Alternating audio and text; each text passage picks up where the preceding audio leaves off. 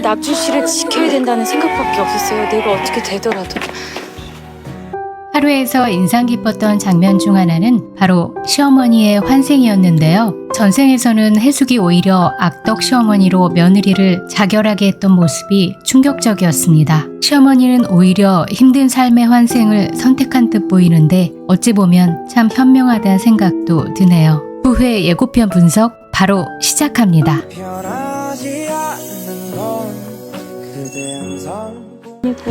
뭐야? 가슴이 왜 이렇게 뛰어? 자신의 친딸을 폭행하고 방치하다 빚 대신 해숙에게 넘기게 된 영애 아빠. 그를 놀랍게도 천국에서 만나게 되는데요. 영애의 가슴 두근거림이 센터장님을 향한 마음이라 생각했는데 사실 자신의 아빠 때문이었네요.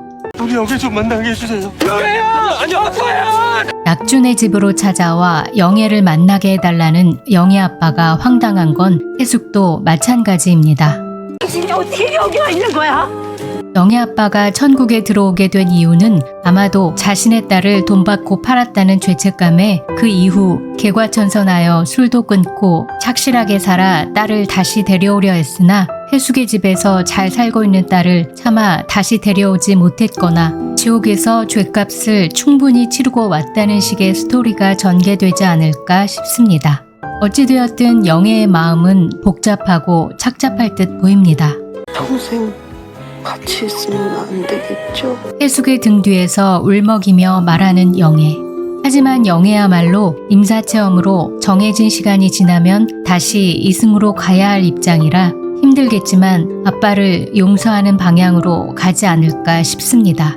뭐 덕분에 센터장님은 부담스러웠던 영애의 직진 플러팅에서 벗어나게 되겠죠? 일명 영등포 백상어, 강력계 경찰 강정구 형사. 드디어 그 하와이안 셔츠의 주인공이자 소미의 정체를 명백히 드러낼 인물이 밝혀졌습니다.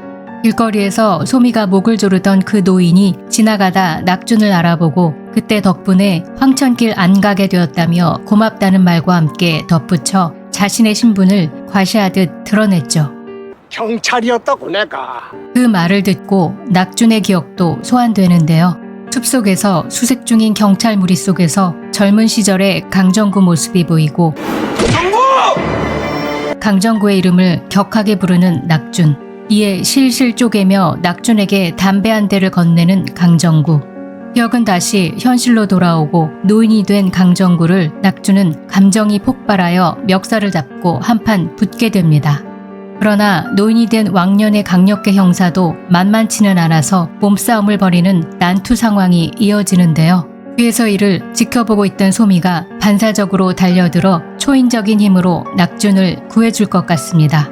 그렇게 필사적으로 자신을 지켜주려 했던 소미의 반사적 행동을 보고 낙준은 소미의 기억이 자신의 과거와 연결되어 있음을 직감하게 됩니다.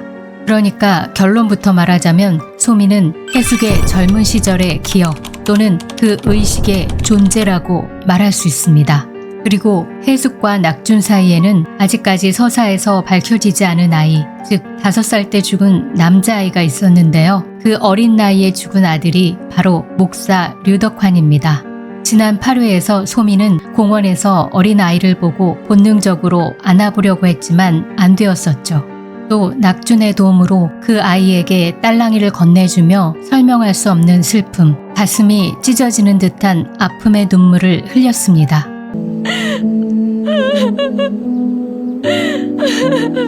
당연히 그녀에게는 아이에 대한 아픔이 있었을 거고 그 아이에게 해주지 못한 모든 인간적인 추억을 지금 노인이 된 자신의 자아인 80의 해숙이 하고 있는 것이죠.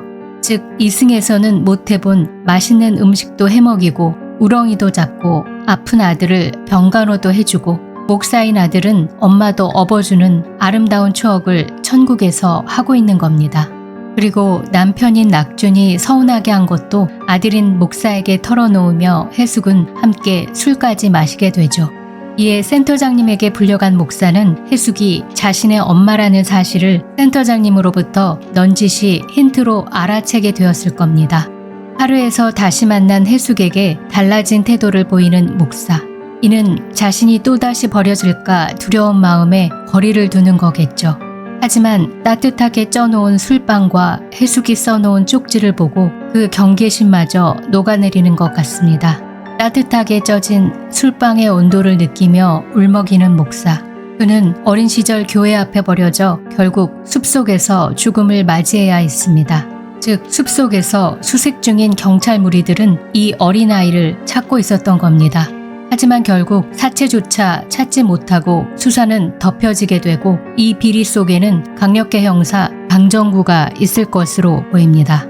젊은 시절의 해숙, 즉 소민은 자신의 어린 아들을 위해 강정구 앞에 가서 무릎 꿇고 빌기도 했지만 결국 수사는 미결로 종료되고 그렇게 소민은 강정구를 죽이고 싶은 심정으로 그의 목을 졸랐겠죠. 낙준 역시 그 수사를 어떻게든 파헤쳐버려야 했지만 이를 간파한 잔악한 강정구의 모함에 결국 하반신 마비까지 당하게 됩니다. 그렇게 5살이라는 어린 나이에 생을 마감한 아들과 하반신 마비가 되어 누워있는 남편, 그리고 그 소식을 듣고 시집살이 5년 만에 세상을 떠난 시어머니, 젊은 해숙에게 남겨진 삶은 그렇게 가혹했습니다.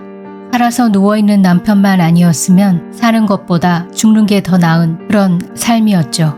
그렇다면 해숙의 젊은 시절 의식이자 자아인 소민은 어떻게 소환되었던 걸까요? 답은 2회에 나옵니다. 2회에서 해숙은 혼자만 80의 노인으로 오게 된 천국에서의 우울한 생활에서 낙준에게 이렇게 말합니다. 나도 내 젊음이 그리워. 마지막 기회인지도 모르고 또 놓쳐버린 내 젊음이 나도 다시 보고 싶다고. 낙준은 이렇게 약속합니다. 가자. 가서 당신 다시 젊어지게 해달라고 하자. 내가 꼭 그렇게 해줄게. 나만 믿어.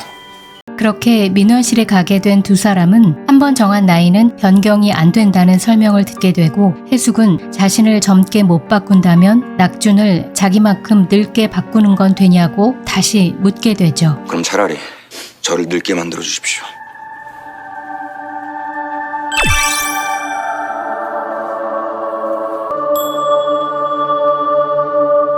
이 진심의 눈물이 바로 젊은 시절의 해숙의 의식인 소미를 소환한 것입니다.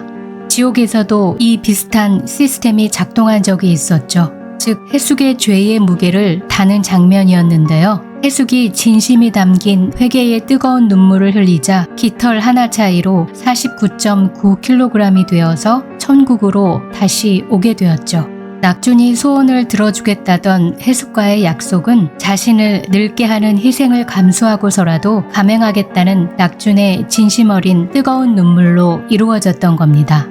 그렇게 낙준과 해숙 두 사람은 민원실에서 거절당한 것으로 생각하고 집으로 돌아오게 되지만 집 앞에서는 젊은 여자인 소미를 만나게 된 겁니다. 그렇다면 왜 젊은 모습의 해숙을 알아보지 못했느냐는 의문이 들지만 그것은 외모를 알아채지 못하게 장치한 센터장의 의도하에 진행된 방법이기 때문이라고 여겨집니다. 즉, 이 드라마에서 천국은 시어머니의 경우에서 보듯이 각자 자기 전생의 카르마를 정화하는 방향으로 진행해 갈 때에 머무는 공간이자 거쳐가는 한 과정일 뿐입니다. 따라서 해숙 역시 자신의 영혼이 성숙으로 나아가는 과정에서 주어진 숙제를 깨닫고 다음 단계로 나아가는 과정에 있는 것입니다. 저는 이 드라마가 굉장히 독특하면서도 인생의 중요한 통찰을 담고 있다고 여겨지는데요. 여러분은 어떠셨나요? 자유롭게 댓글 남겨주시고 저는 다음 영상에서 찾아뵙겠습니다. 빠르게 영상을 보고 싶으시다면 구독, 좋아요, 알람 설정 부탁드립니다. 지금까지 샌랩이었습니다.